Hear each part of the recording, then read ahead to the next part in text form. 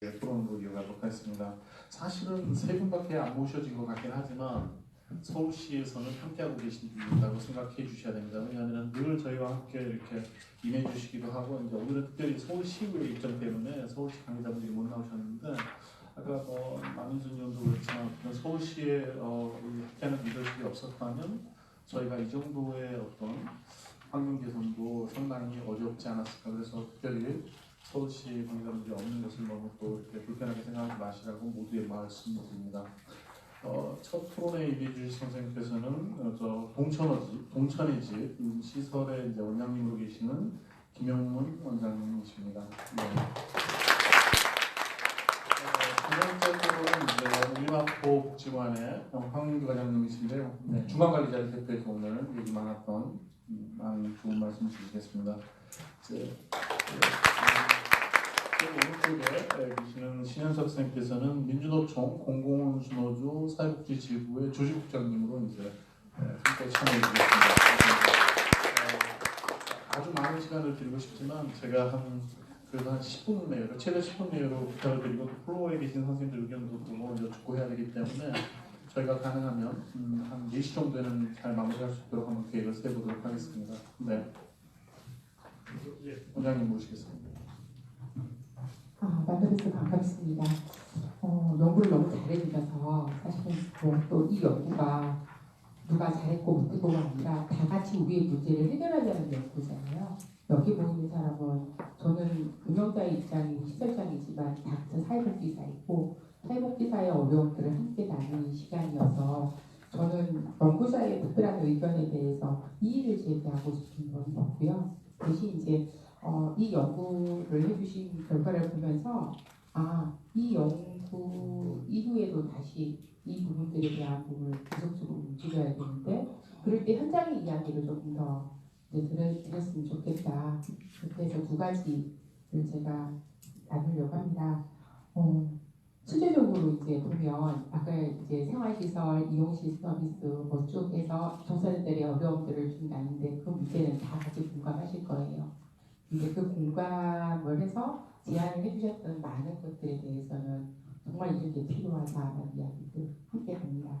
그런데 이제 그 이유가 왜 이렇게 됐을까에 대한 연구를 조금 다음에는 종사자 입장이 아니라 전체적인 사회적인 이 사회복지 서비스의 시스템 구조적인 것을 조금 더 관찰해야 되지 않을까. 그래야지만 이 문제를 해결할 수 있는 우리 이야기가 되지 않을까 생각합니다. 왜냐하면 이제 현장에 있기 때문에 저는 조금 다른 생각을 한 게 하나 있었는데, 이직에 대한 이야기가 왜 이용 서비스가 더 많이 나왔을까라고 했을 때 승급의 문제라기보다는 한번 살펴보시면 비정규직이 너무 많아요. 이용 시설에. 거주 서비스 시설에 있는 기관들은 그래도 국고이든 서울시든 거의 대부분 정규직입니다. 거주 시설에 비정규직이 많지 않기 때문에 실질적으로 그 이야기에 나오는 많은 부분은 비정규직이기 때문에 굉장히 많은 만족도를 가지고 있으나 이 부분보다 안정된 직장을 다니고 싶은 분들이 굉장히 많다는 거예요.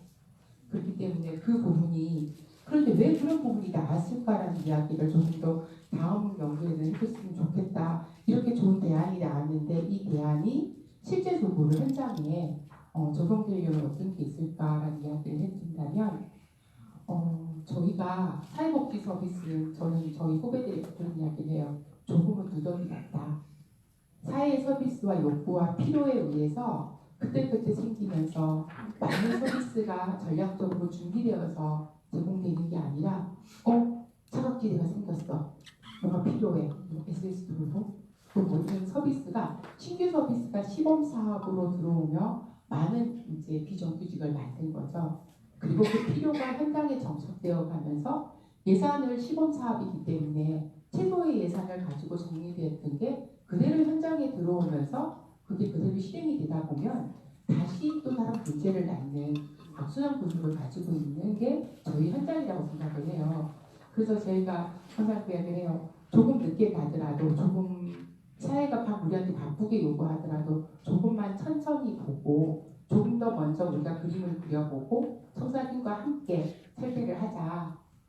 급하다고 이야기하는데 우리가 우선은 메꿔가면서 가자. 그런 이야기를 후배들이 많이 이야기하는데, 정부가 우리한테 그렇지 않잖아요. 정신없이 저희를 몰아칠 때가 있는데 그래서 제가 사례를 사실 주간보호 서비스를 이제 제가 몇 년 전부터 주간보호 시설장을 겸직하면서 도대체 이 주간보호 서비스는 왜 이렇게 이상할까라고 봤어요. 그래서 봤더니 1996년에 시범사업에 만들어진 그 운영 지침이 2019년 현재는 거의 같아요. 이 말도 안 되는 이 구조가 그대로 저희만 그러냐. 아동 같은 경우는 2018년에 그 일부분에 문제가 되는 보육교사 규정 같은 게 2018년에 바뀌었어요. 그 전까지는 고등학교 졸업한 사람이 누구나 아이들을 돌볼 수 있다. 2018년에 상급 사회복지사부터 할 수 있다는 법이 그 아동복지 서비스가 얼마나 많은 긴 시간을 갖고 또 그 복지 서비스뿐만 아니라 사회복지 체계가 바뀐 지가 언제인데도 불구하고 그 안에 기본 틀은 너무 오랫동안 같이 가는 거예요. 그래서 저는 그 운영 기준이 박제됐다고 생각을 하거든요. 한번 만들어지면 그게 그대로.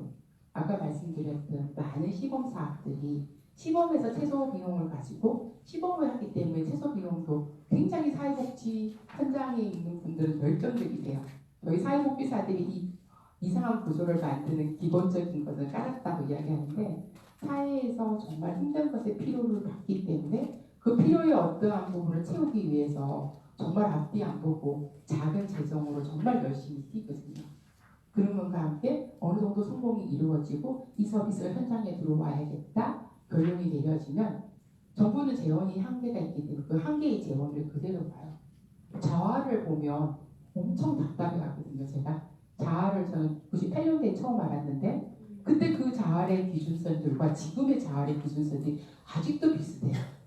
그 이유는 뭐냐 하면 사회의 욕구가 초기에는 그 욕구가 장애인 주간보호만 해도 보호만을 위해서 필요했던 욕구였지만 지금은 성인 발달 장애인의 주간 활동이라든가 다른 품위 있는 서비스를 요구하는데 여전히 초기 시범 사업이었던 단순 보호에 맞춰서 그대로 가는 부분들. 그래서 그런 것들이 단순하게 사례를 들었던 것 외에도 굉장히 많이 저희 현장에서 그대로 유지되기 때문에 처우 개선에 대해서 급여가 단순히 올랐다고 해서 모든 것들이 그다음 단순히 특례법이 폐지되어서 그 부분이 해결되었다고 그러나 제가 생각하는 거는 사회복지 현장에 저희를 필요로 하는 많은 분들의 욕구의 변화에 따라서 거기에 따른 운영 기준과 지원과 이제 또 실제적으로 운영해야 될 목적이 달라졌다고 생각하는데 그 기준에 대한 부분은 목적이 동일하기 때문입니다. 그래서 그런 부분들이 가지 않으면 어떤 부분이 생기냐면 비용이 발생되더라고요.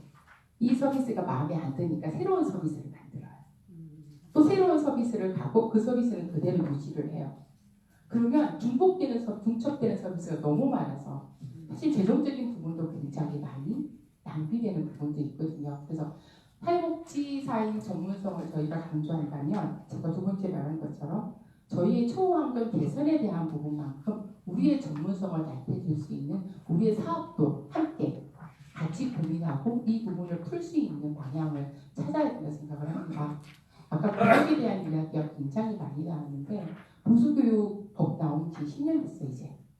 그러나 아직도 여전히 그 기준을 가지고 해요. 법이 바뀌어서 처음에 보수교육을 하겠다 했던 그 기준이 10년 정도 되면 저는 보수교육 기준에 대한 이 법도 엄청 많이 바뀌어서 저희에게 굉장히 왜냐하면 만족도 보셨죠? 현장 업무에 필요한 것만.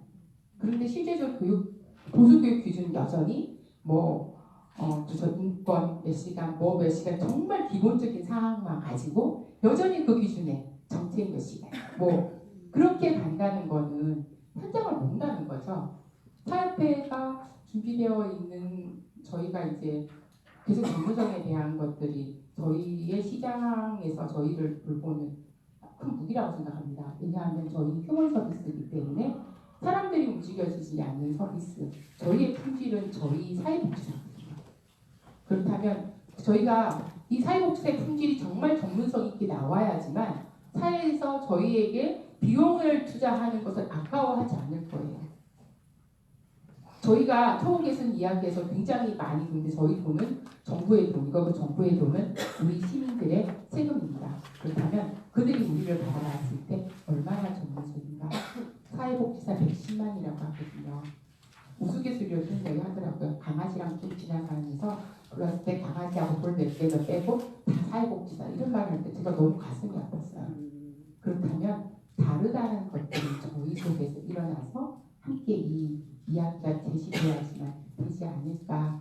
그래서 조선미 교수님 연구 너무 마음에 들었고요. 너무 감사했는데 다음에 후속 연구도 조금 더 깊이 있게 저희가 좀 이런 부분도 같이 고민할 수 있고 대안을 정부에다가 조금 더 제시할 수 있는 그런 연구가 됐으면 좋겠다는 생각으로 토론을 마칩니다. 네, 바로 이어서 일단 회장님 모시고 토론자들 다 모신 다음에 또 발제자분 한 5분 정도 시간 더 드리도록 하겠습니다. 예, 안녕하십니까. 저는 그 우리마포복지관에서 근무하고 있는 황은기라고 합니다.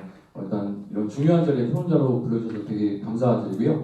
아마 저를 불러주신 이유는 그 현장에서 한참 열심히 해야 될 위치에 있어서지 않을까라는 좀 생각을 개인적으로 한번 해봤습니다. 그리고 또 개인적으로는 제가 기관의 배려로 지금 아빠 육아휴직을 8월부터 지금 하고 있습니다.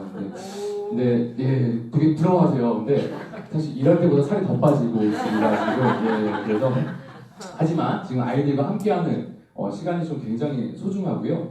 특히 이제 주변에 있는 친구들이 굉장히 부러워요. 사회복지를 안 하는 친구들이 야 사회복지사가 되게 좋은 직업이다. 나 같은 경우에 육아휴직 하면 아마 자리가 없어질 텐데 사회복지사가 아빠 육아휴직도 할 수 있고 그래서 이제 제법 좀 저도 이제 자부심이 생기고 좀 이런 좋은 그 제도들이 좀 많이 생기고 있는 것 같습니다. 그리고 아마 2013년도부터 계속해서 이런 해오는 연구와 이런 개선 방안들 때문에 이런 좀 사회복지사들의 좀 처우도 많이 좋아지고 있지 않나라는 생각을 하고요. 제가 육아휴직을 하면서 그런 생각도 해봤습니다. 아내와는 상의 없이 이렇게 처우만 잘 되고 아빠의 육아휴직만 잘 보장이 되면 셋째도 한번 생각해 볼 만하다. 라는 그런 고민도 혼자 한번 해봤고요. 하지만 이제 이런 그 육아 지원 같은 게 이런 복지관 이용시설뿐만 아니라 좀 소규모 시설이나 이런 지역 아동센터에서도 많이 좀 확대가 된다면 아마 더 긍정적인 방법이 되지 않을까라는 쪽 생각도 해봤고요. 그리고 이제 이런 그 처우 개선 연구들이 계속해서 좀 진행되고 이런 것들이 좀 반영이 됐으면 좋겠습니다. 그리고 저는 이제 연구를 해주신 그 교수님의 의견에 이제 대부분 공감을 하고 제가 이제 현장에 있는 사회복지사로서 한 두 가지 정도 좀 이렇게 덧붙여서 좀 말씀을 드려보려고 하고 있습니다. 이제 첫 번째가 이제 원장님도 앞에서 말씀해 주셨지만 그 비정규직 사회복지사가 굉장히 현장에 많습니다. 이제 저희가 이제 또 연말이 되면 또 계약을 종료해야 되고 또 새로운 전담 이제 계약직 직원들 뽑아야 하는데 이제 예를 들어서 노인 일자리 전담 인력 같은 경우를 한 명 뽑으려면 이제 급여가 딱 정해져 있습니다. 정말 최저임금. 제가 이제 알기로는 내년도 급여가 아마 185만 원으로 또 최저임금에 딱 맞춰서 나온 걸로 알고 있는데 정말 이제 현장에서 이런 전담 인력 계약직 직원을 뽑으려면 굉장히 좀 치열합니다. 이제 다른 기관들도 다 급여 조건이 똑같고 하다 보니까 이제 기관에서는 대부분 그 양질의 근로자를 뽑기 위해서 이제 채용하려고 정말 우리 복지관에서 시설에서 줄 수 있는 조그만 혜택이라도 하나라도 더 붙이려고 해서 좋은 인력을 좀 이렇게 채용을 해보려고 하지만 분명 거기에는 좀 많은 한계가 있습니다. 이제 좋은 직원이 채용이 됐더라도 이제 그 사무실 안에서 그 이제 차별이 조금 보이지 않게 생기게 됩니다. 이제 아무리 그 비정규직 직원이 들어와서 정규직이 되기 위해서 그리고 이제 조금 더 많이 열심히 하지만 이제 급여나 이런 처우에 대해서는 한계가 있기 때문에 보이지 않는 좀 차별들이 계속해서 좀 발생이 되고 있고요.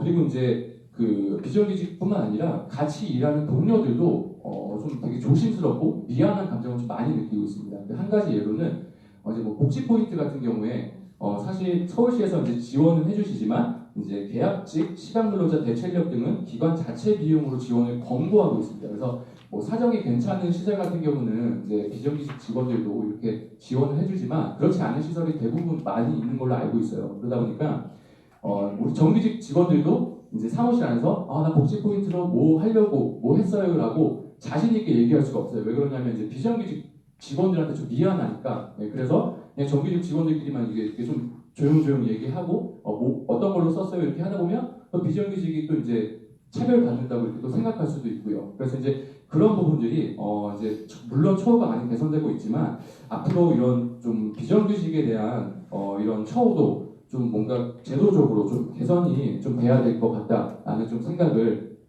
해봤습니다. 그리고 이제 두 번째는 이제 근무 환경 개선을 위한 구조적 개선 방안 마련인데요.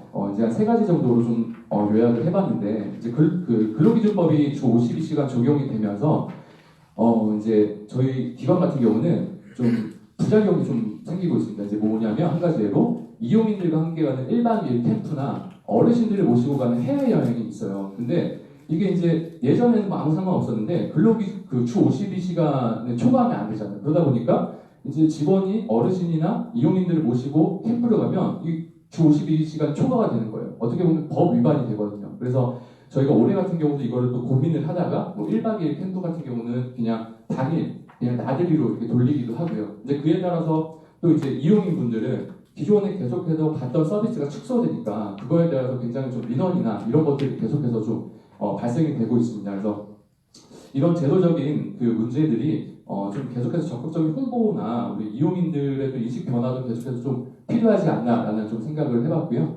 두 번째는 대체인력 지원 사업인데 이제 물론 그 대체인력 지원 사업이 잘 진행을 하고 있지만 그 현장에서는 사회복지사뿐만 아니라 영양사나 간호사, 물리치료사 등 그 특수직 직원들도 굉장히 많습니다. 그래서 저희 기관에서 한 가지 예로 이제 물리치료사가 좀 장기간 교육을 가려고 했다가 이제 휴가를 냈는데 어르신들이 왜 이렇게 물리치료사가 휴가를 오래 가냐? 그럼 나는 물리치료를 받아야 되는데 그러면 뭐 어떻게 하라는 거냐? 해서 막 이렇게 민원도 내시고 해서 물리치료사가 이제 그거를 듣고 이제 좀 위축이 됐어요. 그래서 본인이 교육이나 장기간 휴가를 갈 때 굉장히 좀 소극적으로 좀 변하는 상황들이 좀 발생이 됐거든요. 그래서 이런 부분들이 대체인력 지원 사업이 앞으로 좀 특수직이나 그리고 이제 좀 전문화돼서 좀 확대가 되면 좋겠다라는 생각을 해봤고요.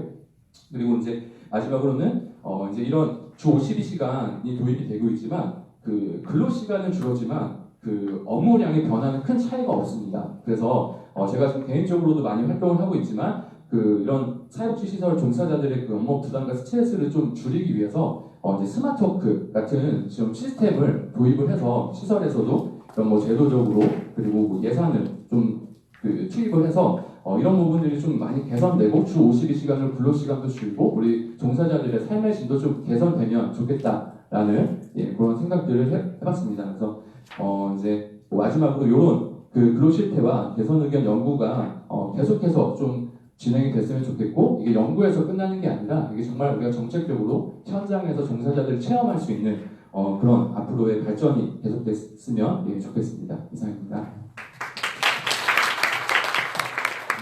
감사합니다.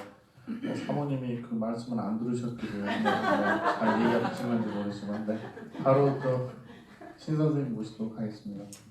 예, 공공선교 사회복지조 조직국장 신한섭입니다. 일단 우선은 좀 다양한 분야에서 좋은 연구를 해주셔서 감사드린다는 좀 말씀을 드리고 싶고요.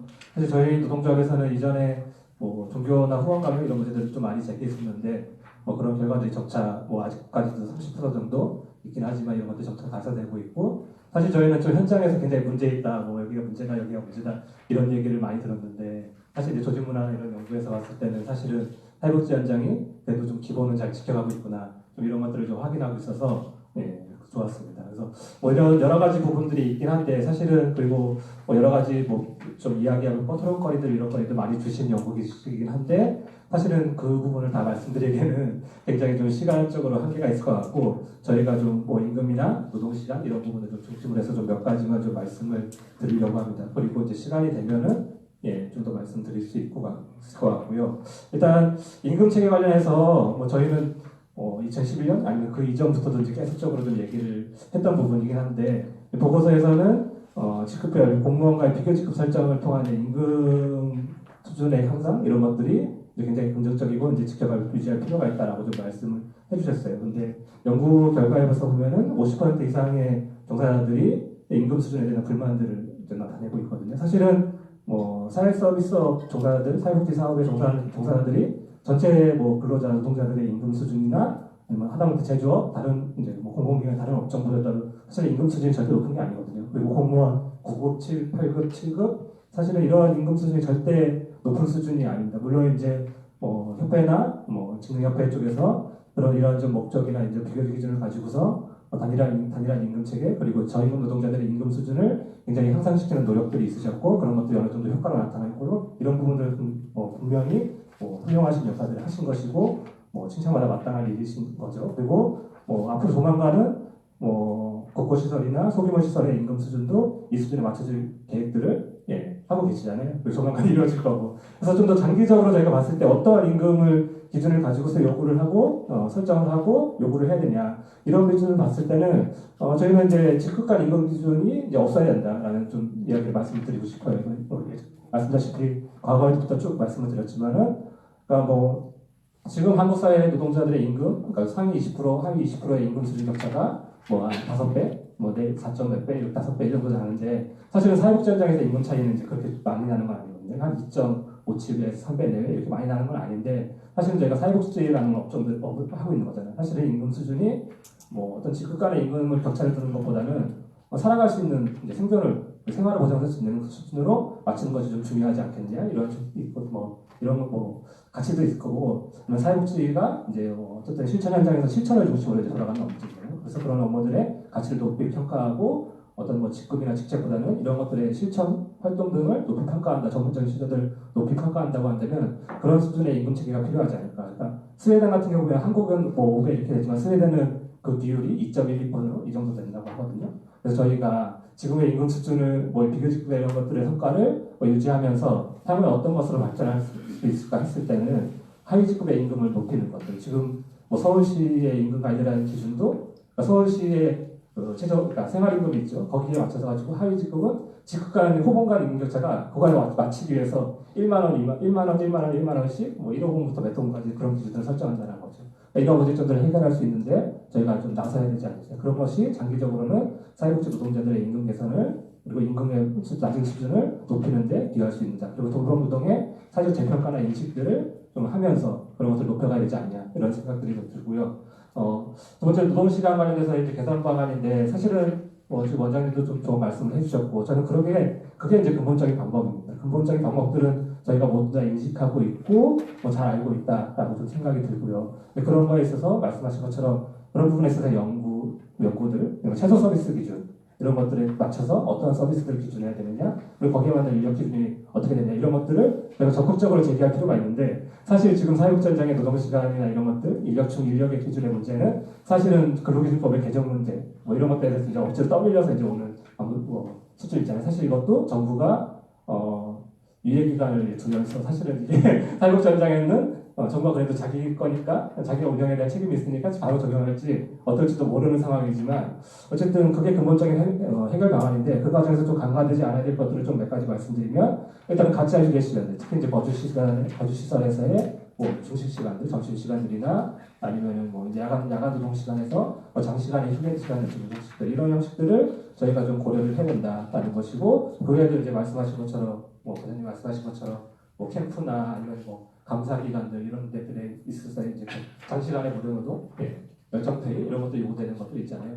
이거에 대한 적절한 기준들이 있어야 고려가 있어야 된다라는 것들을 말씀드리고 싶고 또 하나 말씀드리고 싶고가 5인 미만 시설의 이제 근로기준법 미적용 시설이라는 거죠. 근데 이거는 이제 보통 헌법재판소의 판결문도 보지만은 민간의 영세 사업장들을 위해서 이런 기준들이 두는 거잖아요. 근데 사회복지 사업은 다들 아시다시피 정부나 지자체가 책임지는 사업이고 거기에서 예산 나오는 사업인데 5인 미만 시설의 근로기준법의 장치를 일반적으로 적용해서 이 문제를 적용하면 안 된다. 그래서 5인 미만 시설도 근로기준법을 적용할 수 있도록 의원님 가시고 왔지만 서울시도 국회 아직도 그 법 개정은 어렵겠지만 서울시나 조례나 별도의 지침을 통해서 이런 것들을 가능하도록 하는 것 이런 것들은 좀 충분히 가능하지 않을까라는 생각이 들고요.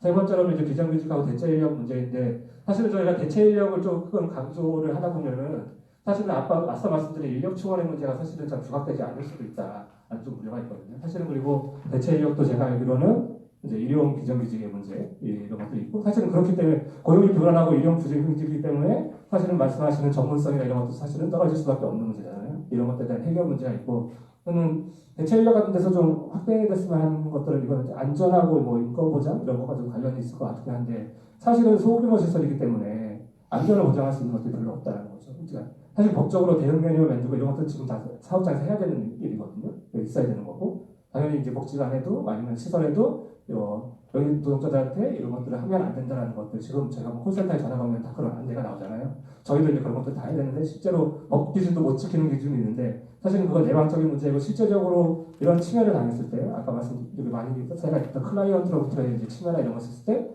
소규모 시설에서는 이 사람을 구제할 수 있는 방식이 별로 없는 거죠. 그래서 뭐 기관이 10명이면 1명 빠지면은 뭐 10%가 날아가는 거고 뭐 5명 시설이면은 1명 빠지면 20명의 운영 능력이 빠지는 건데 여기를 적절하게 보장할 수 있느냐. 그럼 대체 인력에서 이런 것들 기준을 둬서 만약에 진짜 내가 성희롱이나 성폭력을 당했다라고 하면 휴가도 줘야 되고 상담 치료도 받게 해줘야 되는데 그러한 인력이나 예산 지원도 대체 인력 지원에 포함될 수 있도록 하는 것들 이런 것들이 좀 필요할 것 같다.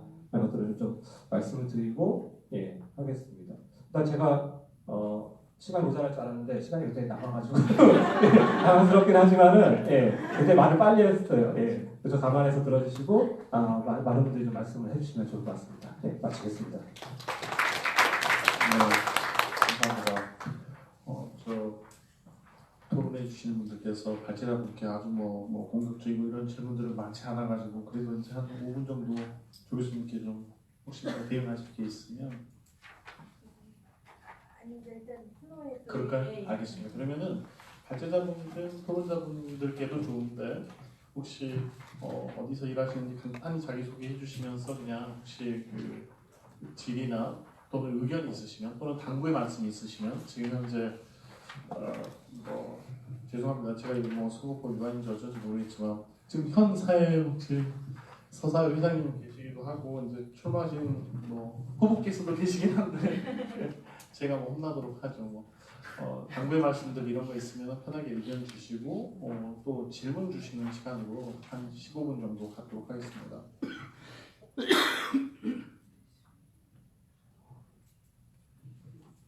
네. 이거는 이제 토론 문제와 관계없이 사실은 부탁을 드리고 싶었어요. 뭐냐면 대체 인력에 대해서 그것도 하나의 누덕이라고 생각하거든요. 현장을 채울 수 없는 것에 대해서 인지식들을 가지고 있는데 사협회가 이제 그 시범사업들을 통해서 시작됐던 것들에 대한 장기적인 것에 대해서를 조금 더 넓게 봤으면 좋겠다. 앞으로 저는 사실은 대체 인력보다는 그 현장에 그 인력이 채워짐이 필요하고요. 그리고 시범사업에 정착화를 할 때 그것에 대해서 이제 단위의 그 각각의 시설 협회들이나 이런 쪽 말고요. 사회에서 조금 더 그런 부분들에 대해서 사회복지사들의 위치나 위상이나 이런 부분들에 대해서 같이 이야기를 좀 해야 되지 않을까. 저희가 이제 사회복지사 조직이잖아요. 여기는 시설장이보다는 저는 사회복지사라 생각을 하거든요. 사회복지사들의 조직이라면 그 시설이라든가 단체의 어떠한 것들보다는 사회복지사의 입장에 조금 더 관심을 더 많이 가져주시고 사회복지사의 대변을 하는 조직이 된다면 사실은 대체 서비스나 이런 것들은 사회복지사를 돕기 위해서 시랑 그런 연동을 했지만 장기적으로는 각각의 사회복지 현장이 그 부분들이 채워질 수 있는 것에 대한 제안들을 정리해 주시고 그 부분들은 사협회에서는 사실은 손을 좀 내려놓는 입장이 해주시니 저는 더 맞다고 생각을 하거든요. 그래서 그런 부분들을 좀 고민해 주셨으면 좋겠습니다.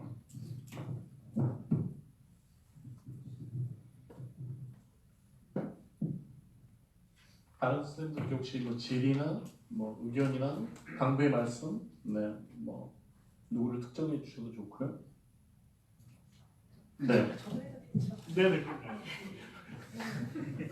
네, 저도 앉아있다 보니까 궁금해서 사실은 이제 저도 정책위원도 하고 연구 관심이 토론회에 많아서 항상 와서 참여해서 듣고 자기 소개 부탁드립니다. 네, 저는 성산복지관의 신정원이고요. 지금 협회장 후보로 열심히 선거운동을 하고 있습니다. 네, 오늘은 여기 와서 듣는 것이 더 중요하고 또 참여하신 분들 만나뵙고 싶어서 왔고요.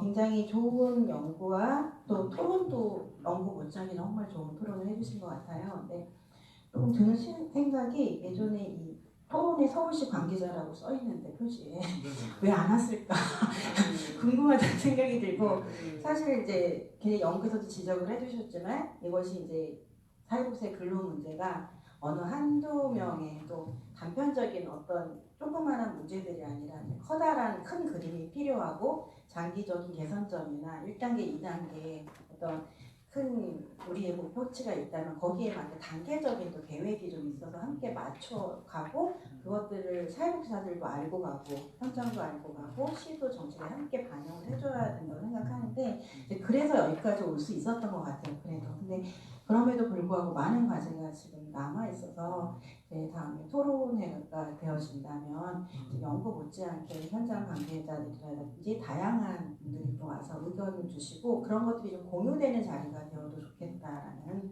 생각을 해봅니다. 네, 제안 겸 의견 드렸습니다. 네. 뭐 매년 서울시에서는 저는 적극적으로 굉장히 잘 이렇게 참여해 주셨는데 이번만 약간 좀 예외적으로 약간 서울 시의회 뭐 이렇게 답변이나 이런 것들 때문에 조금 그런 네네 그렇게 이제 주로 이해하고 있습니다. 네 다른 선생님도 또 모시도록 하겠습니다. 네 선생님.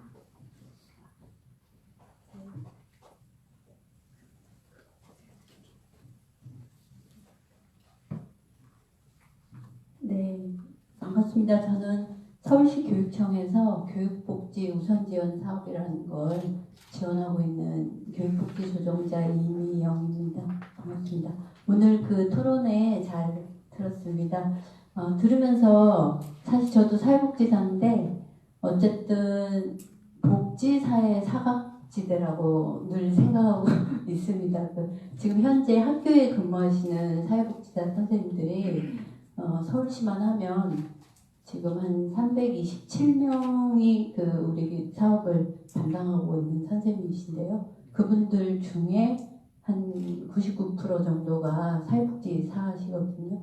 그래서 지금 현재 유치원부터 초중학교 그리고 이제 그 교육지원청 그리고 넓게는 학교가 아닌 그 교육복지센터라는 네네 저희가 민간에 위탁을 줘서 그 사업을 운영하고 있는데 거기에 근무하시는 선생님들도 대부분이 사회복지사의 자격을 갖고 계시거든요. 근데 늘 뭐 이렇게 사회복지 시설의 범주에 들어가지 않다 보니까 좀 소외되거나 배제되는 부분들이 늘 있습니다. 그리고 또 저희가 교육부라는 네네 부처를 통해서 이렇게 뭐 법적 근거라던가 이런 기반이 되다 보니까 사회복지사이지만 항상 내놓은 자식 같은 그런 느낌들을 아마 현장에서는 갖고 계실 거예요. 그리고 실제로 보수교육을 8시간 들어야 하지만 개인적으로 들을 수밖에 없는 그런 또 어려움이 있거든요. 그래서 전체적으로 보면 그런 뭐 이 근무 실태랑은 연관이 될 수도 있지만 저는 그냥 좀 사회복지사 협회에서 서울특별시 사회복지사 협회에서 네 우리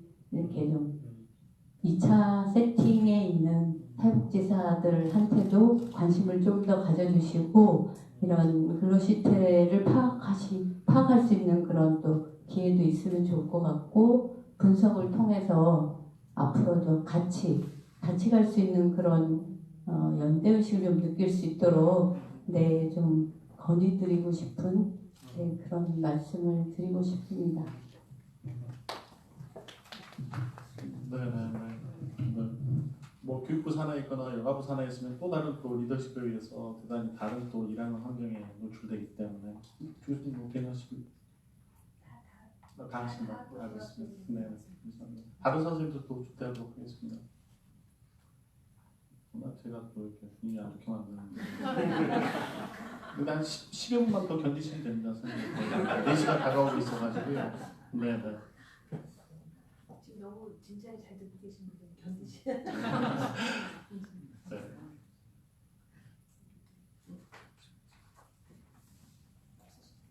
네네네. 또 생기시면 손 편하게 드시고 일단 조 교수님 잠깐 대응 말씀. 네. 대응은 아니고요. 저는 아까 말을 많이 했기 때문에 여러분들 얘기를 듣고 싶었고 일단 토론 맡아주신 김영훈 원장님, 황은기 과장님, 또 신현석 조직장 너무 좋은 말씀 감사합니다. 저도 지금 사실 학교에서 글로벌 미래 평생교육과정 맡고 있고 학교 보직만 한 6번째 했는데요. 그 비정규직 문제는 참 대학 내에서도 참 어려운 문제인데 역시 이제 사회복지 현장에서도 구조적인 문제이고 이건 진짜 우리가 구조적으로 해결해 나가야 된다 그런 얘기 생각이 듭니다. 그리고 아까 이제 연구자로서는 굉장히 또 좋은 의견 주셨는데 이직에 대한 문제가 이제 왜 이용시설이 더 많이 나왔을까 이제 비정규직이 많아서 그렇지 않을까 그런 얘기도 나와서 사실은 지금 이번 연구에서는 비정규직이 13.4%입니다. 그래서 많은 포션을 차지하는 건 아니지만 이걸 비교해봐도 괜찮겠다. 이제 이런 연구자로서는 이제 퍼더 연구에 대해서 얘기했고 현장에서 이제 계속 누더기 같다 구조적 문제 해결하지 못하고 이 점이 저도 참 아프게 다가오고 그래서 이제 앞으로 사협회나 그리고 이제 정책 관계자분들이나 뭐 저도 기회가 되면 말하겠지만 이런 것들을 구조적으로 이제 회장님들도 계시지만 구조적으로 로드맵을 가지고 차근차근 이제 우리 사회복지사들도 제가 대학 갈 때보다는 그래도 많이 구조화되고 이제 힘도 생겼고 또 이런 중간 지원직들이 있기 때문에 우리가 힘을 합해서 지속적으로 요청해 가야 되지 않나 이런 생각을 하게 되고 여기 회장님들이 계시니까 너무 잘 해주실 것으로 생각이 듭니다. 보수교육 기준 같은 것도 좀 바꿔가야 된다 이것도 너무 동의하고요.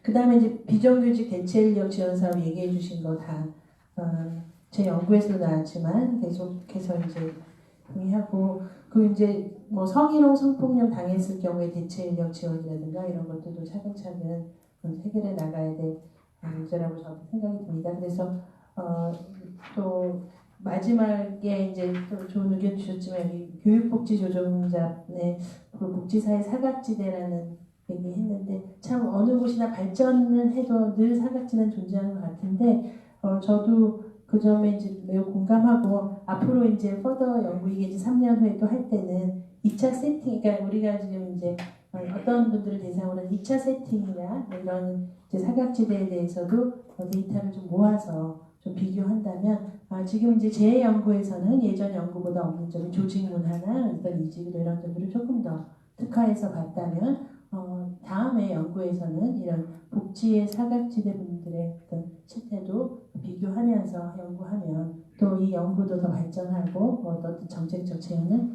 해나갈 수 있지 않을까 그런 생각을 하고요. 제가 다음에 하든 아니면 다음 분께 넘기든 이 점을 잘 기록해서 넘기도록 그렇게 하겠습니다. 감사합니다. 네. 뭐 토론자분들께서 뭐 조금 더 강조하거나 더 네, 죄송합니다. 플로어로 가서 마지막 초대하고 네네 혹시 조금 더 뭐 이렇게 질의가 있으시거나 의견을 네네 선생님 혹시 마이크 전해 주실 수 있으면 안녕하세요. 저는 그 서울지방보훈청에 있는 그 복지사 김동욱이라고 합니다.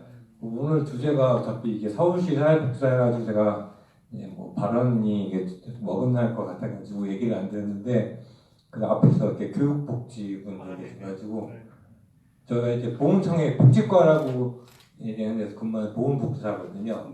그러니까 원래는 사회복지사예요. 저도 근무하기 전에 노인복지관에 있었고 이제 보훈청 왔는데 이제 보훈청이니까 어떤 법적 근거도 없는 보훈복지사라는 그런 제가 이제 11년 차 이제 근무를 하고 있는데요. 저희도 정말 아까 그런 그 복지사 얘기했던 것처럼 완전히 이렇게 사각지대에 놓여 있는 이제 그런 처지입니다. 저희도 다 기본적으로 다 전원 다 사회복지사 1급이고 뭐 석사 박사고 근데 이제 보훈처라고 하는 어떤 행정기관에서 근무하니까 제 자신도 역시 노인복지관에 있다가 옮겼을 때 뭐 어떤 처우라든지 그런 것들을 좀 내심기를 하고 왔죠. 그래서 제가 지금 11년 차인데 모든 세금 다 끼고 제 실수령이 202만 원이에요. 11년 차인데 지금. 그리고 저희는 이제 비정규직인데 멋있게 하죠. 공무직이라고. 그래서 얼마 전에 저희가 처음으로 저도 태어나서 집회라는 것도 해보고 아무리 이게 떠들어도 저희는 뭐 그러니까 참 요즘 많이 이렇게 제가 포지션이 참 애매해요. 사회복지를 하면서도 공무직으로 서 있어가지고 모든 게 이렇게 혼합됐기 때문에 사회복지사 처우에 대한 법률 전혀 적용받지 못하고 있고 그런 것들부터 참 많이 좀 자괴감이 들고 오늘 이렇게 앞에서 얘기해 주셔가지고 이런 사각지대가 있다는 것도 알려드리고 싶어서 잠깐 말씀드렸습니다. 이상입니다. 네, 감사합니다. 말씀하신 이제 어려운 쉽지 않으셨을 텐데, 네, 잘 공유해 주셔서 감사합니다. 진심으로. 네. 뭐 질의를 포함해서 또 이제 마지막, 네네네. 제가 하나 추가로 말씀드릴게요. 아까 제가 정책적 제안으로 그 인권조항 사부인데 이미 이제 이번 10월에 그게 기쁜 소식이 그게 이제 통과가 돼서 앞으로 된다고 그래요. 그래서 그 점 추가로 또 말씀드립니다. 네. 네, 한번 네네네 말씀해주셔서 저는 그 신현석 네네 선생님한테 한번 여쭤보고 싶은 게 네. 그 교통조건 개선 방향에서 임금 체계 개선 방향을 말씀해 주신 것 중에 이제 조금 궁금한 거 한번 여쭤보고 싶어서요. 그 임금 사회복지 노동자의 임금 수준을 개선하기 위해서는 공무원과 비교 직급 설정을 통한 직급별 임금 체계에 대한 재고가 필요하다라고 말씀해 주셔서 저는 그 이제 공무원들은 비교 대상이 많이 됐잖아요. 근데 공공기관이나 공기업 수준에 대해서는 혹시 그 노조 측에 뭐 데이터나 현재 분석 같은 게 있는지 그건 좀 한번 여쭤보고 싶습니다. 예, 그러니까 일반적으로 예전에는 있었는데 저희가 지금 와서 구체적으로 알지 않지만요. 저희가 그냥 알고 있는 저희가 가장 유사할 것 같은 서울복지재단이나 뭐 지금 출범한 사회서비스와 관련해서 비교해 봤을 때는 제가 말씀드릴 수 없지만 X로 말씀드릴 수 없지만 많이 부족하죠. 그래서 저희는 어쨌든 이런 식의 비교 설정, 그리고 저희가 정말 좀 좋은 기준으로 만든다라는 어떤 기준이 공무원과 일단은 뭐 어디를 비교 기준을 할까 이런 거는 정할 수 있지만 마치 낮은 직급의 저희 임금의 공무원과 비교돼서는 좀 안 될 것 같다라는 게 일단 저희 의견입니다.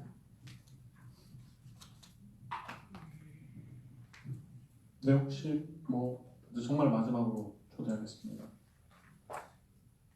네네.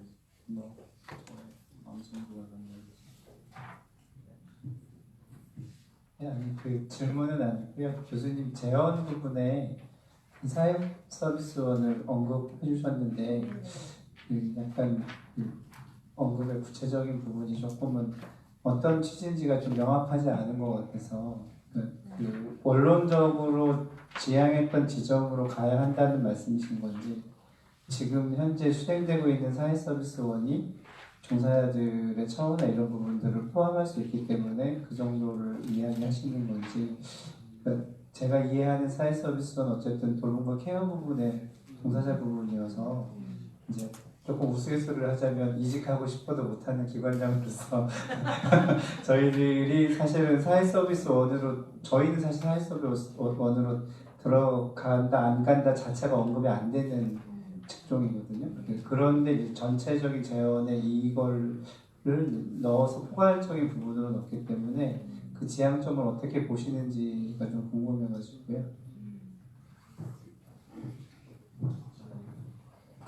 이제 사회서비스원에 이제 뭐 다 지금 모든 시설에 적용되는 건 아니지만 저는 이제 그냥 이건 굉장히 브로드하게 연구에서 나온 건 아니지만 이제 우리가 앞으로 구조적으로 어떤 걸 해 나갈 때 여기에 적용이 되는 기관들이 할 때 이 사회서비스원 자체에서도 어차피 이제 공공성이라든가 서비스의 효과성을 높이려고 그 취지로 인해서 했다면 그 종사자 처우 개선을 그 안에 잘 포함시켜야 결국은 서비스의 효과성을 담보하지 않을까. 그래서 지금 이 부분은 사실 지금 굉장히 조심스럽게 넣은 부분인데 적용되는 부분에서라도 구조적으로 사회서비스는 이런 문제를 처음부터 잘 가져갔으면 좋겠다. 그런 바람에서 제안을 했습니다. 네.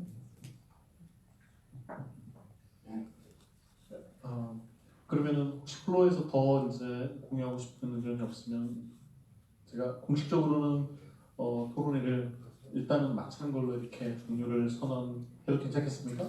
네, 감사합니다. 네. 예.